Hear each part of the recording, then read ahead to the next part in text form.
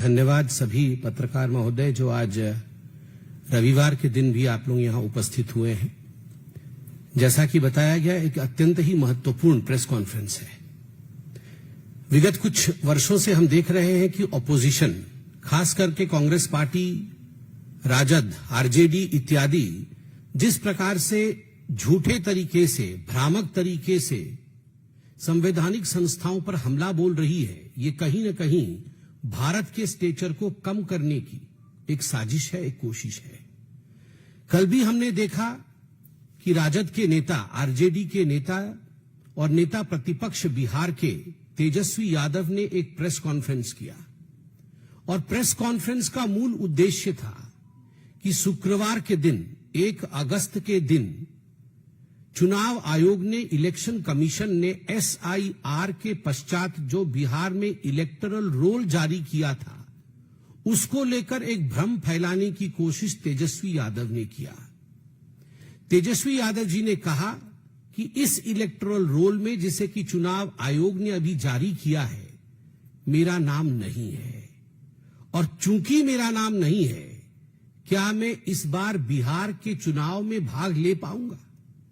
आप सोचिए, नेता प्रतिपक्ष का यह ऐलान कि मैं इस बार बिहार की चुनाव में भाग इसलिए नहीं ले पाऊंगा क्योंकि चुनाव आयोग ने मेरा नाम इलेक्टोरल रोल से काट दिया है, बिहार के इलेक्टोरल रोल में मेरा नाम नहीं है।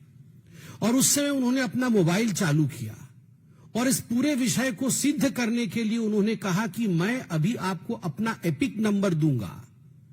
ये एपिक नंबर को आप डाल के वेबसाइट पे देखिए, क्योंकि रूल होता है कि एपिक नंबर को जब हम वेबसाइट में डालते हैं तो हम किस क्रम संख्या पर हैं और पूरा का पूरा एपिक कार्ड हमारा निकलकर सामने आता है। तो सारे जनता के सामने, मीडिया के सामने उन्होंने जो एपिक नंबर प्रेस कॉन्फ्रेंस में तेजस्वी यादव जी ने दिया, वो एपिक नंबर है, मैं उसे दोहराता हूं, RAB 2916120, RAB 2916120। यह नंबर उन्होंने मोबाइल में भी वेबसाइट पे डाला और कहा, देखिए ये मेरा एपिक नंबर है और इस पर कहीं भी मेरा नाम नहीं आ रहा है, अर्थात मेरा नाम काट दिया गया है। अब मैं बिहार में वोटर नहीं हूं। लोकतंत्र खतरे में आ गया है। गरीब और वंचितों को किस प्रकार से चुनाव आयोग और एनडीए की सरकार अपने चुनावी अधिकारों से, मतदान के अधिकारों से वंचित रख रही है, इस प्रकार से एक प्रेस कॉन्फ्रेंस किया। मगर उसके बाद जो हुआ वो चौंकाने वाला विषय है। उसके बाद चुनाव आयोग ने और पटना के DM, district magistrate doctor Thiagarajan ने पूरे सच्चाई को सामने जस का तस रख दिया। उन्होंने कहा, तेजस्वी यादव जी झूठ बोल रहे हैं। तेजस्वी यादव जी का नाम और तेजस्वी यादव जी का एपिक नंबर मौजूद है और SIR के सघन प्रयत्न के पश्चात जो इलेक्टोरल रोल बिहार में जारी हुआ है, उसमें तेजस्वी यादव जी का नाम कटा नहीं है। और उन्होंने कहा कि दीघा विधानसभा में उनका नाम एनरोल्ड है, वर्तमान में नाम पोलिंग स्टेशन नंबर 2004 में है, library building, animal science university, serial number 416 पे है, सीरियल नंबर 416 पे है। मगर उसके बाद जो कहा वह चौंकाने वाला विषय था।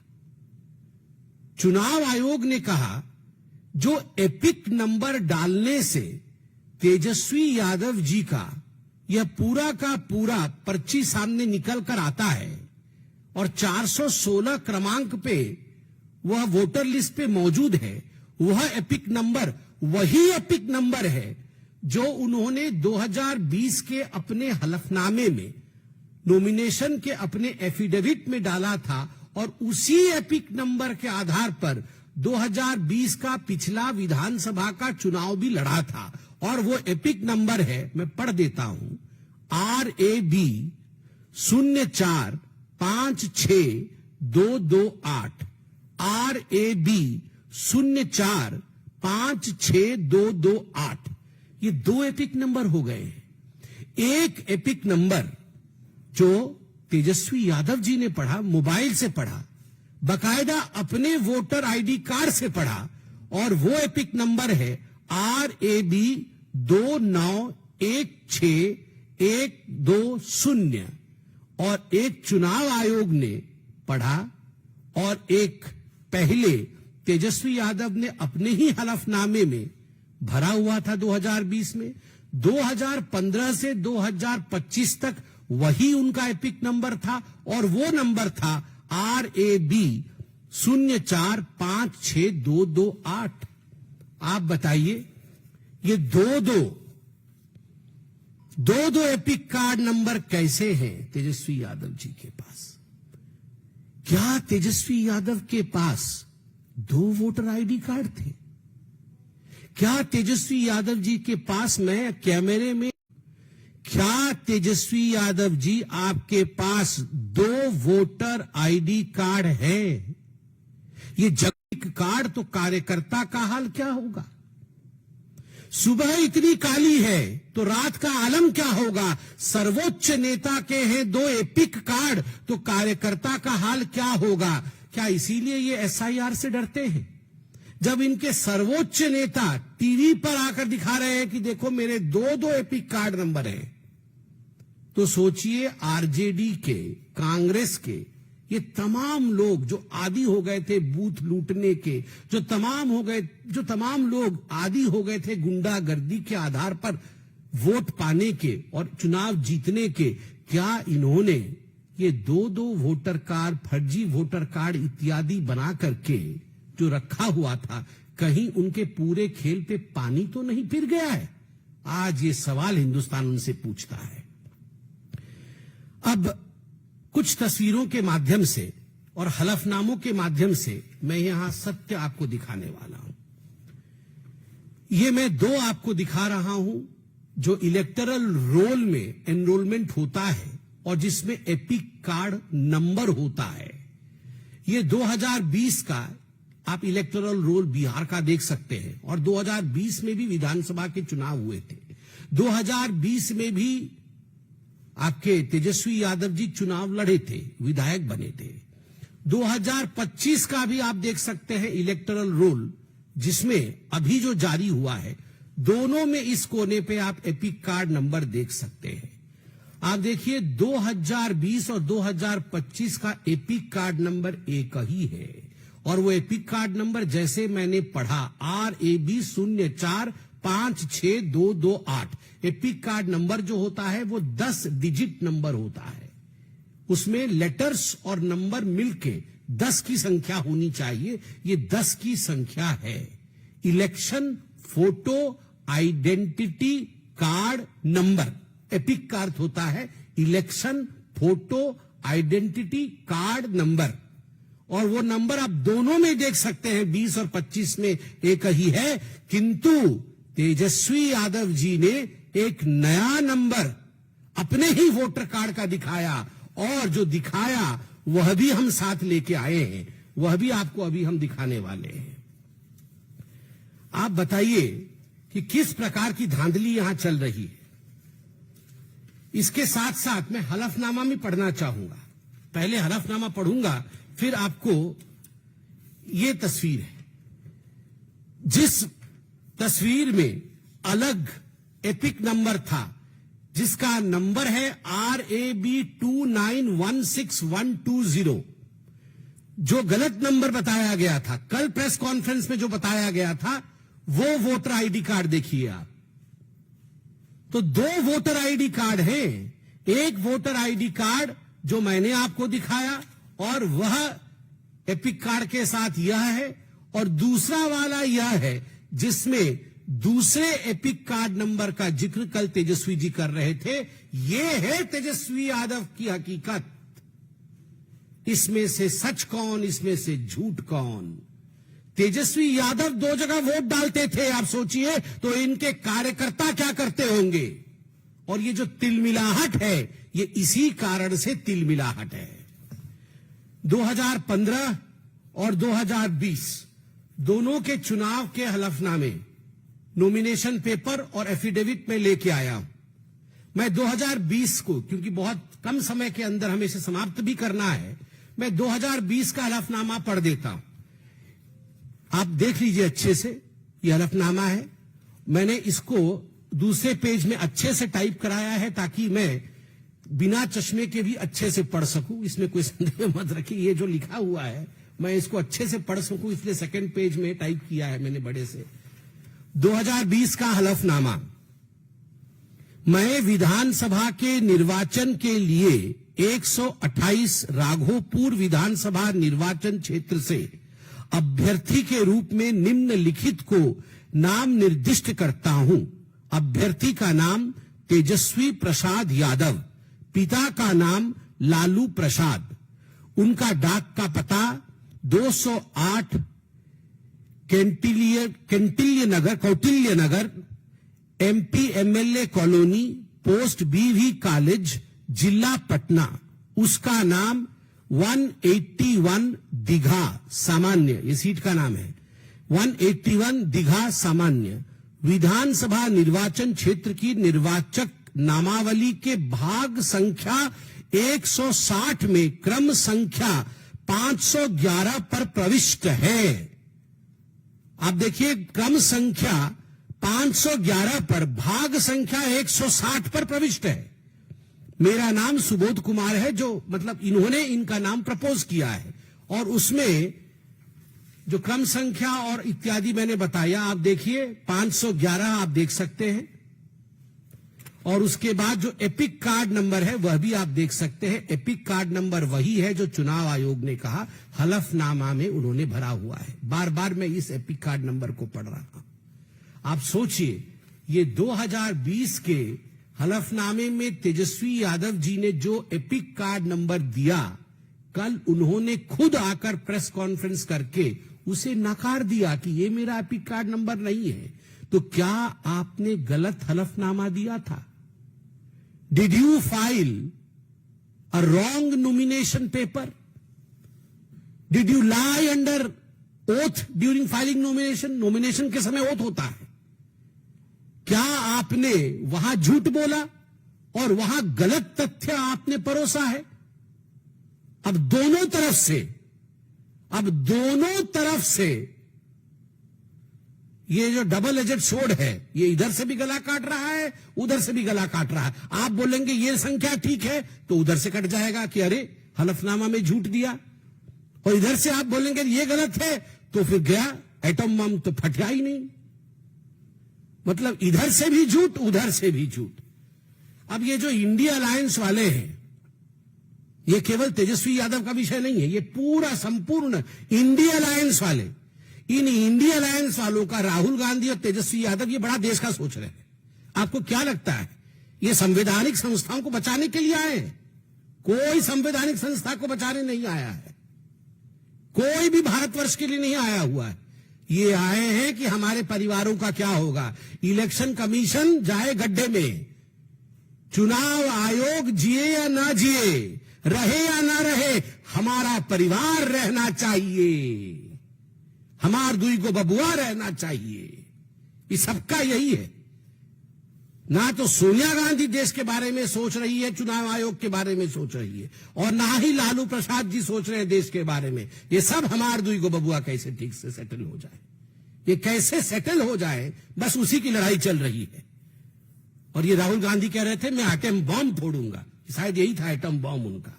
ठुस। जैसा एटम बम पाकिस्तान का, वैसा ही एटम बम इनका। ना एटम बम की धमकी से भारत की लोकतंत्र डरती है पाकिस्तान से, और ना ही भारत का लोकतंत्र डरता है ऐसे ठुस एटम बम से जिसको पकड़ पकड़ के राहुल गांधी घूम रहे हैं। और जहां तक एसआईआर का विषय है, जो भी चुनावी प्रक्रिया संवैधानिक प्रक्रिया से गुजरती है, कोर्ट की निगरानी से गुजरी है। एसआईआर ये प्रिसाइज और नॉन एस्केलेटरी है। ये प्रिसाइज है, किसकी मृत्यु हो गई उसको हटाना है, किसके दो दो एपिक कार्ड है काटना है, कौन चला गया उसको हटाना है, कोई जोड़ना चाहता है जुड़ जाओ भैया। ये प्रिसाइज है और नॉन एस्केलेटरी, लड़ाई झगड़ा नहीं, आपके बीएलए हैं, बूथ लेवल एजेंट। आपको दिक्कत है, बीएलए जाके बीएलओ को कंप्लेंट करे। बीएलओ को कंप्लेंट करने से बीएलओ नाम जोड़ेगा, ये काटेगा। आपके पास डॉक्यूमेंट होने चाहिए। तो ये नॉन एस्केलेटरी है। मगर कल जिस प्रकार से एस्केलेट करने की कोशिश की गई एटॉम बॉम्ब लेकर, अगर एस्केलेट करोगे तो अपने ही घर के अंदर के एयरबेस ध्वस्त होंगे। आज एयरबेस ध्वस्त हो गया है। ये तेजस्वी यादव जी जिस एयरबेस से सोच रहे थे कि वो चुनाव की छलांग लगाएंगे, चुनाव का उड़ान भरेंगे, वो ध्वस्त हो गया है अपनी ही करनी के कारण। और एक बात मैं कहना चाहता हूं, मैं सवाल पूछता हूं, इतना तो टीवी में आते हैं आप लोग, इतना इतना सब कह रहे हैं टीवी पे आकर। ये आरजेडी के पास 47,560, मैं कोई कागज देख के नहीं बोल रहा हूं, 47,560 बीएलए है। एक बीएलए ने अभी 3 दिन हो गए कोई कंप्लेंट भरा है जाके कि भैया ये आदमी तो जीवित है, इसका नाम आपने क्यों काट दिया? यहां पर आके टीवी में आप हल्ला मचा रहे हैं, मगर एक बीएलए ने कंप्लेंट भरा है। 1 महीने का समय है, 1 महीने का समय है। अगस्त 1 से सितंबर 1 तक 1 महीने के अंदर कोई भी भारतीय जनता पार्टी हो, लगभग 1.5 लाख बीएलए हैं बिहार के अंदर, 1.5 लाख बीएलए, सभी लगभग 12 पॉलिटिकल पार्टीज के 1.5 लाख बीएलए। क्या काम है इन बीएलए का? इन बीएलए को कौन बनाया है? पॉलिटिकल पार्टी बनाई है, इनकी नियुक्ति पॉलिटिकल पार्टी ने किया है। क्या काम है इन बीएलए का? इन बीएलए का काम है, अरे इसका वोट कैसे कट गया, ये वोट तो जुड़ना चाहिए। इन सब विषयों को तथ्यों के साथ बीएलओ, जिसको इलेक्शन कमीशन अपॉइंट करती है, उसके पास लेके जाए, नाम जुड़ा के लाए। अभी तक एक भी किसी पॉलिटिकल पार्टी का एक भी व्यक्ति 1.5 लाख बीएलए में से एक बीएलए नहीं गया है। 3,223 नए नाम ऐड होने के लिए आवेदन किए गए हैं कि ये 3,223 जो बच्चे हैं, ये जनवरी 1 को 18 साल इनकी पूरी हो गई है, इनको ऐड कर दिया जाए। मगर एक भी किसी का नाम गलत कट गया है, कोई नहीं गया है। आज मैं अखबारों में पढ़ रहा था। तो कहां बैठे हैं ये जो आपको 47,526 आपके बीएलए हैं, ये क्या कर रहे हैं? पूरी तरह से आज तेजस्वी यादव, आरजेडी, कांग्रेस पार्टी और उनका एटम बॉम्ब ये एक्सपोज हो चुका है। और मुझे लगता है ये एक एंटीसिपेटरी बेल था हार से पहले का। मुझे तो याद है तेजस्वी यादव कह रहे थे वो बहिष्कार कर देंगे, चुनाव ही नहीं लड़ेंगे। अब उनकी पार्टी ने साथ नहीं दिया तो अब चुपचाप एपिक कार्ड दिखा रहे हैं। This will be an epic defeat of RJD if you fool the people of India with epic numbers, you will face an epic defeat in the coming elections. बहुत बहुत धन्यवाद। कोई प्रश्न हो तो अवश्य पूछे, मगर कोई प्रश्न पूछे उससे पहले एक अलग विषय पर मैं 2 लाइन कहना चाहूंगा। वह है जितेंद्र आव्हाड जी का विषय। ये महाराष्ट्र के नेता है और शरद पवार जी के पार्टी के नेता है। इन्होंने आज फिर से सनातन धर्म को अपशब्द कहे। इन्होंने कहा सनातन धर्म ने भारत को बर्बाद कर दिया है, सनातन धर्म नाम का कोई धर्म ही नहीं था। क्या अर्थ होता है सनातन का? जो सदा सर्वदा था और जो सदा सर्वदा रहेगा, जो चिरंतन है, जो सत्य है, वही सनातन है। सत्यम शिवम सुंदरम, वही सनातन है। आपने सत्य को गाली दी, आपने शिव के विरुद्ध में कहा, आपने हिंदुस्तान की सुंदरता के विरोध में कहा, जिस सुंदरता में सबके लिए सम्मान है। मैं आज जितेंद्र आव्हाड जी के इस स्टेटमेंट के ऊपर आदरणीय शरद पवार जी और उनकी सुपुत्री सुप्रिया सुले, जो कि सांसद भी है, उनसे पूछना चाहता हूं कि क्या यह पार्टी की लाइन है या केवल यह जितेंद्र आव्हाड जी का व्यक्तिगत बयान है? क्या यह उनके पार्टी का बयान है या केवल जितेंद्र आव्हाड जी का बयान है? ये पूरी की पूरी कांग्रेस की जो इकोसिस्टम है वो रह रहकर तुष्टीकरण के कारण जिस प्रकार से सनातन धर्म को गाली दे रही है, सनातन धर्म को मिटाने की कोशिश कर रही है, सनातन धर्म के विरोध में कह रही है, हिंदू आतंकवादी कहो, सनातन आतंकवादी कहो, जिस प्रकार के वक्तव्य पृथ्वीराज चौहान दे रहे हैं, ये किसी और देश में, पूरे विश्व में नहीं होता है कि आप मेजॉरिटी पॉपुलेशन के धर्म के ऊपर इस प्रकार के आक्षेप करो और फिर उन्हें असहिष्णु कहो। हम सहिष्णु हैं और हम सनातनी हैं, तभी केवल प्रेस कॉन्फ्रेंस के माध्यम से अपने विरोध को जताते हैं। आप सोचिए, यदि आपने ऐसा ही कहा होता कि इस्लाम अलग है और मुस्लिम अलग है, जैसे आपने सनातन अलग है, हिंदू अलग है कहा है, तो प्रेस कॉन्फ्रेंस के माध्यम से जवाब नहीं दिया जाता। कौन सहिष्णु है और किस प्रकार से देश में व्यवहार करना चाहिए, मुझे लगता है ये शरद पवार जी और सुप्रिया सुले जी, जितेंद्र आव्हाड जी से पूछे। धन्यवाद।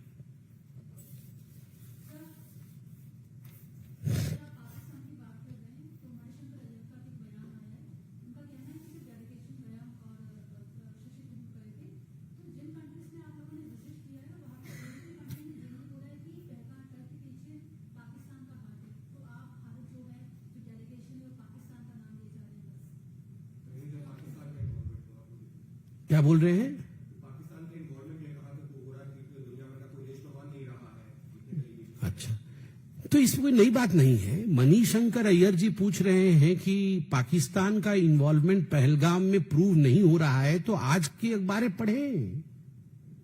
आज के अखबार में छपा है कि एक आतंकी जो ऑपरेशन महादेव में मारा गया, जो LET से संबंध रखता था, लश्कर तैयबा से, उसका नमाजे जनाजा, बॉडी तो यहां रह गया, मगर उसके बॉडी के एब्सेंस में, उस टर्म को मैं इस्लाम में क्या कहा जाता है मैं भूल रहा हूं, मगर वो उस प्रकार का नमाज उसके गांव में POK में हुआ, जिसमें तमाम लोग वहां के आए थे, LET के कमांडर भी आए थे, मगर गांव के लोगों ने कहा देखो तुम लोगों ने, ये ISI वालों ने और पाकिस्तान के कुछ जो आर्मी के अफसरान हैं, आप लोगों ने हमारे बच्चों को किस प्रकार से आतंकी बनाया, उसकी खामियाजा हमें भुगतना पड़ रहा है। यह आज अखबारों में छपा हुआ है।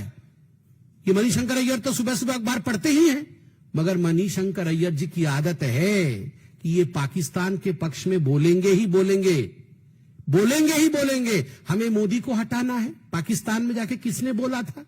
ये मणिशंकर अय्यर जी ने बोला था। उल्टे वो एंकर चौंक गया था। वो एंकर चौंक के बोले हम कैसे हटाएंगे, तो बोले अरे हम मिलकर हटाएंगे ना। आप सोचिए, ये वही मणिशंकर अय्यर है, और जितने भी कांग्रेसी हैं उनके वो मणि है, बाकी सारे कांग्रेसी वो सारे भी यही बोलते रहते हैं। चिदम्बरम भी अभी बोल रहे थे कि कोई सबूत नहीं है कि पाकिस्तान की इन्वॉल्वमेंट है। मणिशंकर अय्यर भी बोल रहे हैं कि कोई सबूत नहीं है कि पाकिस्तान की इन्वॉल्वमेंट है। तो सारे कांग्रेसी ऐसे ही हैं, तभी तो ये पाकिस्तान में हीरो हैं, तभी तो और कल तो वो बिलावल भुट्टो बोल रहे थे कि हमारे लोग भारत के सदन में बैठे हुए हैं, we have our own people sitting in the parliament of India. तो कौन है वो उनके अपने लोग जो भारत के सदन में बैठे हुए हैं? यही वो लोग हैं, यही वो लोग हैं जो कहते हैं कि पाकिस्तान की इन्वॉल्वमेंट का कोई सबूत नहीं है। वो हिंदुस्तान के पार्लियामेंट में बैठे हुए हैं। राहुल गांधी जी बताइए कौन है वो लोग? वहां का बिलावल कह रहा है तो यहां के बिलावल को भी जवाब देना चाहिए। धन्यवाद।